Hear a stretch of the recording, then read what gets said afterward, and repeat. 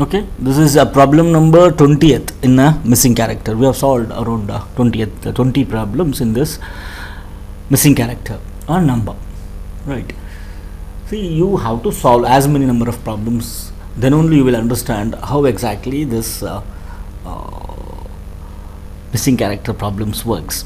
Okay, see, each and every problem is different than others. It is not unique, it is entirely different. So you have to find the pattern and as well as the relationships. See, now here even this is matrix based problem. See, let us take this. So in a row wise, first row let us consider second and as well as third. 1 2 3 is here, column wise, row wise 1 1 by 2 1 by 3. By observing this, see, let me divide this 1 by 1. So 1 by 1, 1 by 2, 1 by 3. This is okay, fine. Next, 2 by 1 is nothing but 2. 1 by 2, then I will divide by this, and 1 by 3.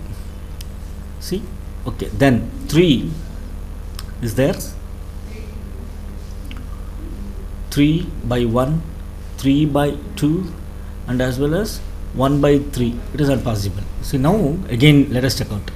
See, now what is happening here? See, in the row, in this number, in this row, what is happening? 1 I will divide by 1, then 1 second column, first row, right? 1 by 2, and then it becomes 1 by 3. I am dividing 1, 2 and 3 simultaneously. Now let us take this 2. Let me divide by 1. So 2 by 1 is nothing but 2. That is what the here. And 1. See here, this is going to be 2 by 2.